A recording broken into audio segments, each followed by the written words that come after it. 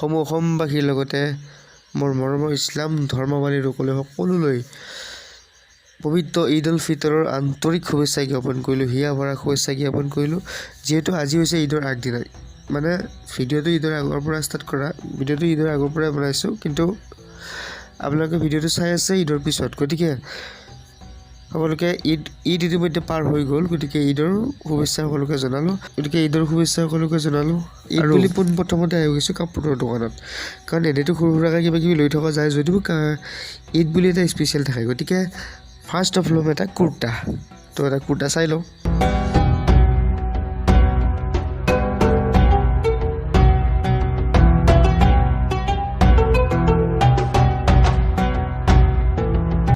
তো ফাইনেলি গোটেই দোকানখন ঘূৰি পকি এটা ধুনীয়া কুৰ্তা এটা চিলেক্ট কৰিলোঁ।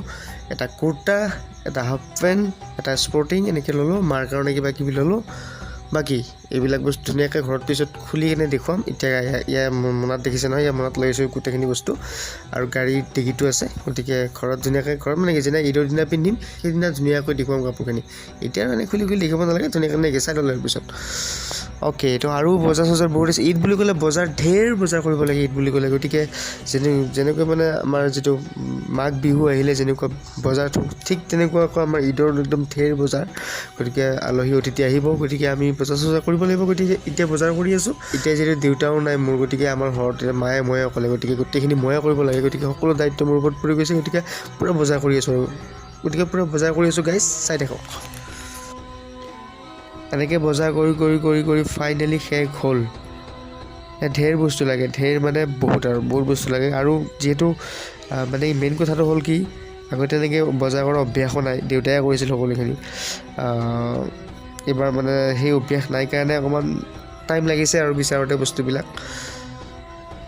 চ' বজাৰ চজাৰ কৰি শেষ হোৱাৰ পিছত ভাবিলোঁ যে যিহেতু ঈদ বুলি আমি মানুহবোৰ সকলো চাফ চিকুণ হ'ম, গতিকে গাড়ীখনটো কিয় লেতেৰা কৰি থ'ব, গতিকে গাড়ীখনো অলপ চাফ চিকুণ কৰোঁ বুলি কেনে ৱাশ্বিং চেণ্টাৰত আহি গ'লোঁ। আহি কেনে এতিয়া গাড়ীখন অকণমান ৱাশ্ব কৰি লওঁ, মানে ধুই চুই লওঁ ধুনীয়াকৈ, যিহেতু কালি ইয়াৰ পৰা ঘূৰিব লাগিব ন, গতিকে ধুই লওঁ আৰু মজাকৈ। চাই থাকক।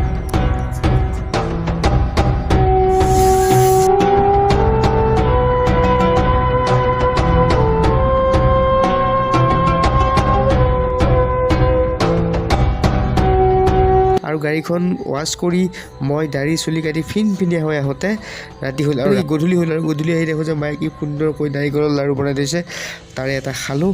সেইকাৰণে ভিডিঅ'টো কৰি দেখুৱালোঁ। তেতিয়া মায়ে কৈছে ভিডিঅ'টো কৰি কিয় দেখুৱাব লাগে নাৰিকলৰ লাড়ু, মই এনেই দেখাইছোঁ আৰু পিঠা পনা বনাইছে, কিন্তু মোৰ নাৰিকলৰ লাড়ুটো খুবেই প্ৰিয়, গতিকে নাৰিকলৰ লাড়ুটো দেখুৱাইছোঁ আপোনালোকক। আৰু বাকী আৰু কি দেখুৱাম আৰু সেয়াই।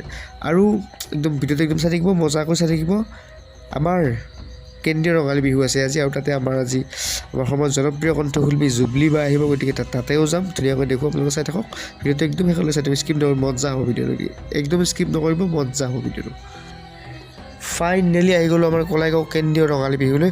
আৰু জুবলি বা এতিয়া উঠিবই, আৰু অকণমান পিছতে উঠিব, মানে কি আৰু বহুত আগতে উঠিলোঁ, কিন্তু যিহেতু বতৰটো বহুত বেয়া আৰু ধুমুহা বতাহ একদম, সেইটো কাৰণে মানে অলপ ৰাখি আছিল।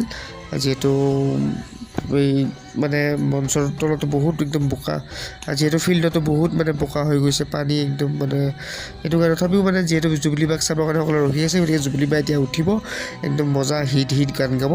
তাৰপিছত আপোনালোকে একদম চাই থাকিব ভিডিঅ'টো, একদমেই স্কিপ নকৰিব, মজা হ'ব ভিডিঅ'টো। আপোনালোকে শেষলৈকে চাই থাকিব দেই গাইজ। জুবলি বা উঠিব এতিয়া।